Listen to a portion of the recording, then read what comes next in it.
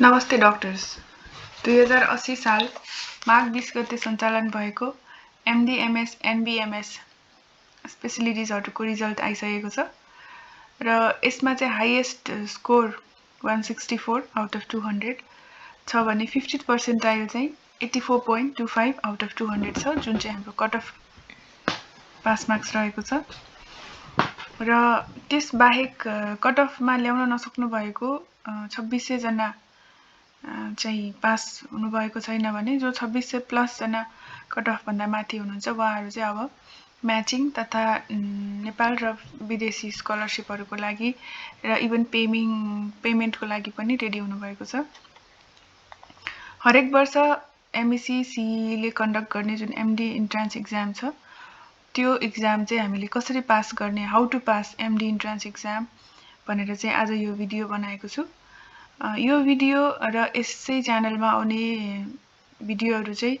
विशेष तपाईहरुको लागि हो जो चाहिँ धेरै वर्ष ग्याप भइसकेको वा क्रोनिक मेडिकल अफिसर भएर थकित हुनुभएको र जसरी हुन्छ जस्ट पास चाहिँ जरुरी भएको व्यक्तिहरुको लागि चाहिँ यो भिडियो विशेष हुन्छ र त्यसैको लागि अब हामीले कहिलेदेखि चाहिँ पढाइ सुरु गर्न ठीक होला भन्ने हाम्रो मुख्य दिमागमा आउन सक्छ र म के भन्छु भने हामीले 1 वर्ष नै हामीलाई चाहिँ यो पढाइ हामीले 1 वर्ष लाग्छ। फ्रेशर्स र र्याङ्क होल्डर एक्सपिरियन्सहरुको लागि चाहिँ यो मैले अघि नै पनि भने यो टाइमिङ कम हुन सक्छ र त्यो मध्येमा चाहिँ हामी के गर्छौं भने 6 देखि 9 महिनाको समय चाहिँ हामीले एमओ को जब नै गर्ने हो तर ओन्ली पार्ट टाइम जसमा चाहिँ 2 to 3 डेज पर वीक तपाईहरुले पाउन सक्नुहुन्छ र जुन मर्निङ एन्ड इभिनिङ टाइम छ अथवा बचेको दिनहरु चाहिँ तपाईले के को लागि गर्नुपर्छ भन्दाखेरि विषयहरुको स्टडी मटेरियल्सहरु कलेक्ट गर्ने, रिसोर्सहरु कलेक्ट गर्ने, नोटहरु बनाउने र पास्ट पेपर क्वेशन्सहरु हेर्नुपर्छ र सँगसँगै इभन जबमै भए पनि अथवा जति नै बिजी भए पनि चाहिँ एउटा प्री पीजी भन्ने मोबाइल एप छ त्यो एपबाट चाहिँ तपाईले डेली 50 वटा क्वेशन फ्री एप हो, इन्डियन एप हो। त्यसमा चाहिँ हरेक सब्जेक्ट मटेरियल्स अनुसार पनि पेपरहरु क्वेशन्सहरु छ र 50 क्वेशन्स चाहिँ त्यहाँ डेली आइरहेको हुन्छ। त्यसलाई चाहिँ तपाईले जसरी पनि सल्भ गर्नुपर्छ यो 6 देखि 9 महिनाको टाइममा चाहिँ भनेको जाँच आउनु भन्दा 6 देखि 9 महिना अगाडिसम्म। अब जाँच आउन बाँकी रहेको 3 महिनामा चाहिँ हामीले कुनै पनि जब गर्नु हुँदैन र टोटल टाइम चाहिँ स्टडीजलाई दिनुपर्ने हुन्छ र एमईसी ले चाहिँ 2 महिना अगाडि नै डेट दिन्छ र यो फर्म खुलाइसकेर भेरिफाई भइसकेपछि चाहिँ जुन हाम्रो 60 दिन छ यो 60 दिनको समय चाहिँ अरु कामहरु सबै कुराहरु छोडेर चाहिँ हाम्रो ओन्ली स्टडीजमा चाहिँ ध्यान हुनुपर्छ र त्यसपछि चाहिँ के पढ्ने भन्ने विषयमा चाहिँ हामीले पहिलो कुरा चाहिँ हामीले सिलेबस जान्न जरुरी हुन्छ। एक्जाम दिइरहेको साथीहरुलाई त यसको बारेमा थाहा होला। यो एमईसी कै पेजबाट मैले डाउनलोड गरेको हो र यो एमईसी को पेजमा चाहिँ यसको क्राइटेरियाहरु एलिजिबिलिटी दिएको छ। सँगसँगै चाहिँ यो without experience and with experience भन्ने छ जसमा चाहिँ एमडीजीपी र बेसिक मेडिकल साइन्सहरुमा चाहिँ एक्सपिरियन्स रिक्वायर्ड छैन भने बाँकीमा चाहिँ एक्सपिरियन्स रिक्वायर्ड छ र मिनिमम 50% पास मार्क्स भनेको छ त्यो चाहिँ 50th पर्सेन्टाइलमा हुन्छ र जुन हाम्रो छ फर्मेटमा चाहिँ मल्टिपल चोइस क्वेशन हो 200 वटा क्वेशन्स हुन्छ एबीसीडी भइहाल्यो र यसमा चाहिँ अन्डरस्ट्यान्डिङ रिकल बेस 30 अन्डरस्ट्यान्डिङ 50 र एप्लिकेसन चाहिँ 20 भनेर भनेको छ भने 3 आवर्स को ड्युरेसन हुन्छ र यसमा चाहिँ हाम्रो नेगेटिभ मार्किङ पनि रहेको छ र तयारीको बेलामा हामीले मुख्य जानकारी हुनुपर्ने कुरा चाहिँ कुन सब्जेक्टले चाहिँ कति हाम्रो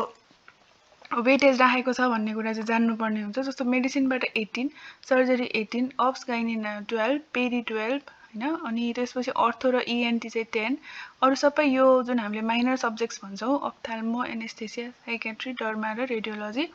बाट चाहिँ 7 छ, एनाटोमी 12, फिजियोलोजी 12, प्याथो र pharma 10, biochem, microbiology, community medicine र फोरेन्सिक मेडिसिनबाट 5 र 10। सो तपाईले यो सिलेबस जान्नु भयो भने के हुन्छ भने तपाईले कुनै पनि बेसिक साइन्सहरु अथवा कुनै पनि टपिक्सहरु छोड्नु हुँदैन र फर्स्ट एड टु यूएसए मैले स्टेप 1 त्यसको दुईटा पार्ट हैन कलर भर्सनमा ल्याएर हामीले एकचोटी चाहिँ सरासर वन टाइम थरो रिड लगाउने त्यसमा केही बुझिएको छैन भने चाहिँ त्यतिकै छोड्दा पनि हुन्छ अनि जे बुझिन्छ जे राम्रो लाग्छ त्यसलाई चाहिँ हाइलाइट गर्ने त्यसमा basic science, anatomy, physiology, biochemistry systematic वेमा एकदमै सिस्टममा राखेर चाहिँ रिभ्यू गराएको छ। र माइनर सब्जेक्ट्सहरू जस्तै आइइएनटी, एनेस्थेसिया पार्टमा छ, साइकेट्री, कमेट सबै छ, तर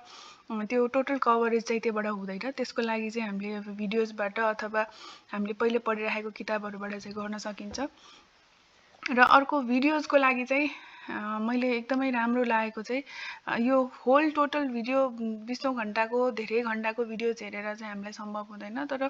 5 to 8 आवर्ससम्मको चाहिँ ऱ्यापिड रिभिजन भिडियोजहरू अभाइलेबल छ प्रेप ल्याडर भन्ने इन्डियन एपमा। र सँगसँगै चाहिँ युट्युबमा चाहिँ डाक्टर जी प्रकाश भानु को एकजनाको युट्युब छ, जसमा चाहिँ सबै ऱ्यापिड रिभिजन भिडियोजहरू सिरिजहरू नै राखिएको छ। त्यसले गर्दाखेरि चाहिँ तपाईँलाई अडियो भिजुअल लर्निङमा चाहिँ एकदम सजिलो हुन्छ। र यो दुईटा फर्स्ट एड र रोम्स यो दुईटा पढाइसकिसकेपछि भिडियोज गरिसकेपछि अब तपाईँको चाहिँ रोम्स लाई तपाईँले पढ्न सक्नुहुन्छ। रोम्स डाइरेक्ट पढ्न थाल्नुभयो भने चाहिँ यो एकदमै ऱ्यान्डम मेमोरी बेस्ड र हाई टपिक्सहरू मात्रै भएको भएर यसमा चाहिँ गाह्रो हुन्छ। र यदि तपाईँलाई सक्नुहुन्छ, समय मिल्छ भने चाहिँ आफ्नै नोट बनाउनुहोस्, किनभने त्यो तपाईँले चाहिँ जतिको पढ्न सजिलो कुनै पनि हुँदैन। र भएन भने पनि जुन फर्स्ट एड बुक छ त्यो फर्स्ट एड बुकमा लाई चाहिँ हामीले हाइलाइट गरेर र तपाईँले नयाँ लागेको कुराहरू क्वेसनहरू चाहिँ त्यसमा चाहिँ एड गर्नुहोस्। क्वेसनहरूलाई क्वेसन मार्क्स क्यू लगाएर चाहिँ गर्नुहोस्। र यो हामीले सबै गरेको के को लागि भन्दाखेरि जुन हाम्रो लास्ट 15 डेज छ, अहिले हामी एकछिन त्यो रुटिन पनि हेर्छौँ। त्यो लास्ट 15 डेजको रुटिनमा चाहिँ तपाईँले पढ्नको लागि हो। यो हामीले सबै गरेको प्रयास चाहिँ त्यसको लागि हुन्छ, किनभने त्यतिखेरको जति छ त्यति नै हाम्रो मेमोरीमा रिटेन हुने हो। पास्ट इयर क्वेसन्स र पास्ट इयर टपिक्सलाई चाहिँ हामीले एकदमै ख्याल गर्नुपर्ने हुन्छ, किनभने क्वेसन्सहरू घुमिफिरी त्यही टपिक्सहरूबाटै आउँछ। क्वेसन सेम नआउला तर टपिक्सहरू चाहिँ त्यही आउने भएर सुरुदेखि नै पुरानो पेपरहरू चाहिँ सल्भ गर्नु पर्यो। र मैले रिकमेन्ड गर्ने भनेको चाहिँ समीक्षा पब्लिकेसन्सको अल नेपाल पिजिएमई भन्ने किताब छ। उहाँहरूको 2टा भोल्युम छ, 2टा भोल्युममा सेकेन्ड भोल्युममा हाइएल टपिक्सहरू छ र सबै पेपर्स इभन तपाईँको मुदित खन्नाको 18, 19, 20 को पनि उहाँले राखिदिनु भएको छ। र त्यो सँगसँगै चाहिँ 5 वर्षको पुरानो पेपरहरू पनि सबै त्यसमै छ, धरान, आइओएम, केयुहरू सबैको। र आइओएम चाहिँ मस्ट छ, किनभने त्यसमा पनि अहिलेको जस्तै प्याटर्न जस्तै 200 वटा क्वेसन र क्लिनिकल बेस्ड पेपरहरू भएको भएर यति चाहिँ तपाईँहरूले यो सुरुदेखि नै भनेको हाम्रो 9 महिनाको जर्नीमा चाहिँ तपाईँहरूले चाहिँ यो सकाउनै पर्ने हुन्छ। अब आयो कसरी पढ्ने। पढ्ने आफ्नो आफ्नो विभिन्न तरिकाहरू हुनसक्छ। कोही चाहिँ एक्लै पढ्न राम्रो हुनसक्छ, कसैलाई चाहिँ ग्रुपमा पढ्न राम्रो लाग्न सक्छ। तर जसरी पढे पनि मुख्य कुरा भनेको एउटा रुटिन, एउटा डिसिप्लिन हामीले मेन्टेन गर्नुपर्छ। अघि नै भने 9 महिनामा जुन हामी जब सँगसँगै काम गरिराखेको छौँ त्यसमा चाहिँ हामीले चाहिँ नोट्सहरू बनाउने हैन, 19 वटा सब्जेक्ट र सिपिडीको समीक्षा पब्लिकेसनमा पनि राम्रो नोट्स छ। र त्यसपछिको जुन 3 महिना छ अथवा 90 दिन छ, त्यो 90 दिनमा चाहिँ हामीले डिभाइड गर्ने 45 दिन, 30 दिन र लास्टको 15 दिन। लास्टको 15 दिन भनेको चाहिँ सबसे क्रुसियल भयो। 45 दिनमा अब हामीले के गर्नुपर्छ, फर्स्ट रिभिजन लगाउने। जुन हामीले पहिला बनाइसकेको सब्जेक्ट्सहरू, जुन कलेक्ट गरिसकेको सब्जेक्ट्सलाई डिभाइड गरेर हामीले चाहिँ 45 दिनभित्रमा चाहिँ यो सबै सब्जेक्टहरू गर्छौँ। त्यसपछि 30 दिनमा चाहिँ सेकेन्ड रिभिजन गर्ने, मक टेस्टहरू गर्ने र पेपरहरू पनि गर्ने। र लास्टको 15 डेजमा चाहिँ हामीले थर्ड रिभिजन गऱ्यौँ भने अन्तिममा चाहिँ हामीलाई एकदमै सहज हुन्छ। र यो सँगसँगै चाहिँ तपाईँहरूले एउटा कपीमा चाहिँ आफूलाई एकदमै भोलाटाइल टपिक्सहरू, एकदमै बिर्सिने टपिक्सहरूलाई चाहिँ एउटा छुट्टै कपीमा चाहिँ गर्न सक्नुहुन्छ, कलेक्ट गर्न सक्नुहुन्छ। र अर्को चाहिँ अहिले कोचिङ सेन्टर्सहरू पनि छ हैन। कोचिङ सेन्टर्सहरूमा जस्तो प्याराडाइज छ, हाम्रो रिडिङ रुमहरू छ। यो कोचिङ सेन्टर्सहरूको मैले पब्लिसिटी गरेको होइन, तर तपाईँहरूलाई चाहिँ यदि कसै गरी पनि तपाईँहरू पास गर्न सकिराख्नु भएको छैन भनेपछि उनीहरूसँग एउटा निश्चित सिलेबस छ, निश्चित प्याटर्न छ। सो लगभग 30,000 40,000 मा चाहिँ अनलाइन अथवा फिजिकल्ली पनि उनीहरूले क्लासेसहरू लिइदिइराखेको हुन्छ। लास्टको 9 महिनामा चाहिँ तपाईँहरूलाई एउटा एकदमै जरुरी कुरा भनेको स्टडी पार्टनर हो हैन। तपाईँकोसँग मेल खाने, जस्तो तपाईँ पुरानो विद्यार्थी हो अथवा तपाईँ नयाँ विद्यार्थी हो, तपाईँसँग मेल खाने चाहिँ स्टडी पार्टनर अथवा एउटा ग्रुप स्टडी चाहिँ तपाईँहरूले भेटाउन सक्नुभयो भने दुईटा कुरा हुन्छ। एउटा चाहिँ मोटिभेसन एन्ड चेक ब्याक हुन्छ हैन, जस्तो आज हामीले यति पढ्यो पढेन भन्ने कुराहरू चाहिँ त्यो चेक ब्याक भइरहेको छ भने। अर्को चाहिँ कुनै पनि नेगेटिभिटी आउँदाखेरि चाहिँ तपाईँले चाहिँ त्यसमा चाहिँ पोजिटिभ सपोर्ट अनि इन्फर्मेसनहरू पनि, तपाईँलाई थाहा नभएको कुराहरू पनि त्यहाँबाट आउने हुन्छ। र सँगसँगै चाहिँ तपाईँले भाइबर ग्रुपहरू पनि धेरै हैन तर एउटा अथवा दुईटा भाइबर ग्रुप पनि जोइन गर्नुहोस् ताकि त्यहाँ चाहिँ सबै कुराहरूको रिलेटेड इन्फर्मेसन्सहरू अनि लास्ट आवरमा लास्ट टाइममा चाहिँ त्यहाँ क्वेसन्सहरू पनि आइरहेको हुन्छ त्यो क्वेसन्सहरू त्यो जस्तो इन्स्टिट्युटकै हुन्छ तर पनि त्यसले तपाईँलाई चाहिँ स्टिमुलेट गर्न चाहिँ हेल्प गरिराख्छ र यदि तपाईँ चाहिँ एकदम बिजी घरमा बस्नुहुन्छ भने लास्टको 1 or 2 मन्थ्समा चाहिँ तपाईँले रिडिङ रुम पनि फाइन गर्न सक्नुहुन्छ किनभने दिउँसोको टाइममा चाहिँ तपाईँले रिडिङ रुममा गएर पढ्न सक्नुभयो अब सबै कुराहरूमा हामीले इन्भेस्टमेन्ट त गर्नुपर्ने हुन्छ तर त्यसको लागि त्यो चाहिँ बेनिफिसियलै हुन्छ जस्तो मलाई लाग्छ र सँगसँगै चाहिँ अब मक टेस्टहरू एकदमै लास्ट आवरमा चाहिँ मक टेस्टहरू पनि एकदमै ऱ्यापिडली आइरहेको हुन्छ होइन कतिवटा मक टेस्ट दिने त भन्ने कुरामा चाहिँ मक टेस्ट दिन जरुरी छ तर मक टेस्टको क्वेसन चाहिँ आउँदैन टेस्टमा चाहिँ एकदमै डेप्थमा सोधेको हुन्छ भने सीईमा चाहिँ एकदमै सरफेस तर कन्फ्युजिङ क्वेसन्सहरू सोध्ने रहेछ मेमोरी रिटेन गर्नको लागि राम्रो छ हैन अनि प्याटर्नहरू थाहा पाउनलाई क्वेसन सल्भिङ प्र्याक्टिस गर्नलाई चाहिँ राम्रो छ त्यही भएर जुन लास्ट 90 डेज छ यसमा चाहिँ विकमा एउटा अथवा दुईटा टेस्ट दिने तर टेस्ट दिएर चाहिँ आफूलाई टेस्ट गर्ने अथवा कम्पेयर गर्ने अथवा नर्भस हुनुहुन्छ भने चाहिँ त्यो नगर्नुस् जस्ट एउटा प्याटर्न थाहा पाउनलाई र अझ सकेसम्म चाहिँ तपाईले फिजिकल टेस्ट दिनुस् किनभने फिजिकल टेस्ट चाहिँ मिनिमम 4 वटा दिनुस् आफूले झुकेका कुरा आफूले चाहिँ बिर्सेका कुरा धेरै कुराहरू चाहिँ एकदमै टोटली मक भने जस्तो चाहिँ फिजिकलै हुन्छ र टेस्ट दिएपछि चाहिँ फेरि त्यो पेपर त्यतिकै छोड्ने हैन त्यसमा चाहिँ दैनिक कम्तीमा पनि 50 वटा क्वेशन्सहरू चाहिँ फेरि आफूले रिभाइज गर्नुस् र हप्तामै जुन हप्तामा टेस्ट दिनुभएको छ त्यो हप्तामै त्यो क्वेशन्सहरू चाहिँ